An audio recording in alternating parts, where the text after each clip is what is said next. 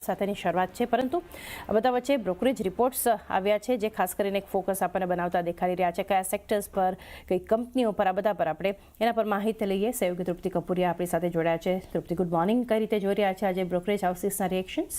Good morning ચાની. અત્યારે આપણે ફર્સ્ટ ન્યૂઝની અગર જો વાત કરશો તો JSW સ્ટીલના જે જેવીને લઈને જે ન્યૂઝ આવ્યા છે તેના પર જ બ્રોકરેજ રિપોર્ટ આવ્યા છે. થોડા મિશ્ર રિપોર્ટ છે. પહેલા શરૂઆત આપણે JP મોર્ગનથી કરશું. અહીંયા તેમનું કેવું છે ઓવરવેટ રેટિંગની સાથે તેઓ લક્ષ્યાંક 1250 પ્રતિ શેર કર્યા છે.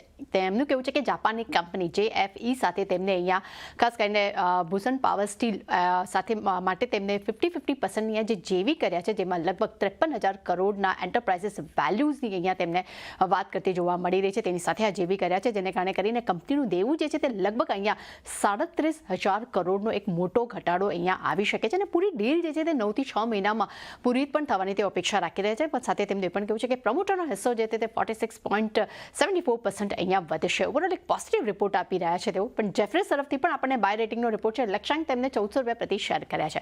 અહીંયા તેમનું કહેવું છે કે આ જેવી સાથે EPS અને વેલ્યુએશન પર અહીંયા ખાસ અસર જોવા નહીં મળે, પણ ડેફિનેટલી કંપનીનું દેવું અહીંયા ઘટ્યું છે, પરંતુ એબિટામાં પણ એક ઘટાડો આવી શકે છે. સાથે તેમનું એ પણ કહેવું છે કે પાર્ટનરશિપથી પ્રોડક્ટ મિક્સ અને પ્રોડક્ટિવિટીમાં એક સારો એવો સુધારો જોવા મળી શકે છે.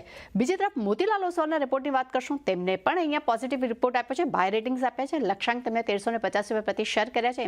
એમનું કહેવું છે કે આ જે ડીલ જે છે તેનાથી કંપનીને લગભગ 32,000 કરોડ રૂપિયા મળશે અને JSTLના યોગદાન માટે જેવીમાં 21,000 કરોડ તેઓ કંપની જે છે તે એકત્ર કરશે. પરંતુ નુવામાના રિપોર્ટ પર નજર કરશું. અહીંયા તેઓ JSW સ્ટીલ માટે રિડ્યુસ રેટિંગ આપી રહ્યા છે. લક્ષ્યાંક તેમને 1,050 રૂપિયા પ્રતિ શેર કર્યા છે. તેમનું કહેવું છે કે આ પૂરી જેવી જે કંપની કરી છે તેની એન્ટરપ્રાઇઝ વેલ્યુ જે છે તે અહીંયા વેચવામાં આવી છે, જેનો પ્રાઇસીસ 53,100 કરોડની છે. જેમાં તેમનું પણ કહેવું છે કે વેલ્યુ વધારવાવાળી ડીલ છે આ, અને 37 રૂપીસ પ્રતિ શેર અહીંયા જોડાશે. એટલે થોડાક કહી શકાય કે ઓવરઓલ બધા તો બ્રોકરેજ રિપોર્ટ પોઝિટિવ છે, પરંતુ ખાસ કરીને નુવામા તરફથી એક નેગેટિવ રિપોર્ટ જોવા મળી રહ્યો છે. ત્યારબાદ નજર કરશું ટાટા કન્ઝ્યુમર પર. અહીંયા HSBC તરફથી બાય રેટિંગનો રિપોર્ટ છે. લક્ષ્યાંક તેમને 1340 રૂપિયા પ્રતિ શેર કર્યા છે. અહીંયા તેમનું કહેવું છે કે FY25-28માં ગ્રોથ પોર્ટફોલિયો CAGR જે છે તે 26% રહ્યો છે. ખાસ કરીને એનું મુખ્ય કારણ છે કે ભારતની આવકમાં હાઈ ગ્રોથ બિઝનેસનો જે હિસ્સો જે છે તે 37% સુધી અહીંયા પહોંચ્યો છે. ઓવરઓલ કન્ઝ્યુમર સેક્ટર ખૂબ જ તેમને મજબૂત લાગી રહ્યું છે. ઓરોબિંદો ફાર્મા પર નજર કરશું. મોતીલાલ ઓસ્વાલ માટે અહીંયા ખરીદારીની સલાહ છે. લક્ષ્યાંક તેમને 1430 રૂપિયા પ્રતિ શેર કર્યા છે. અહીંયા તેમનું કહેવું છે કે કંપનીના ઘણા બધા વર્ટિકલ બિઝનેસમાં એક સારી એવી મજબૂત પકડ જોવા મળી રહી છે. ખાસ કરીને પેનજીની ક્ષમતામાં જે વધારો કર્યો છે તેનો એક મોટો ફાયદો કંપનીને થઈ શકે છે. અને બાયોસિમિલર્સ અને બાયોલોજિકલ સીમીઓથી પણ એક મજબૂત ગ્રોથની તેઓ અપેક્ષા રાખી રહ્યા છે. ત્યારબાદ છેલ્લે નજર કરશું ઓઇલ એન્ડ ગેસ પર.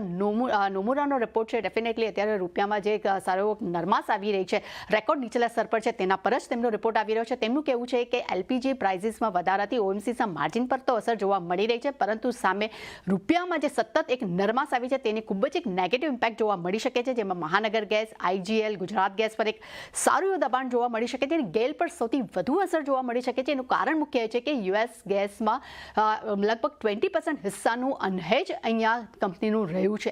આની એક નેગેટિવ ઇમ્પેક્ટ ગેલ પર સૌથી વધુ જોવા મળી શકે છે. એટલે ઓવરઓલ રૂપિયામાં જે દબાણ આવ્યું છે તેનો એક નેગેટિવ ઇમ્પેક્ટ અત્યારે આપણને ખાસ કરીને ઓઇલ એન્ડ ગેસ કંપનીઓ પર પણ જોવા મળી શકે છે. એટલે ડેફિનેટલી ઘણા બધા રિપોર્ટ્સ છે જાની, દરેક પર એક્શન છે.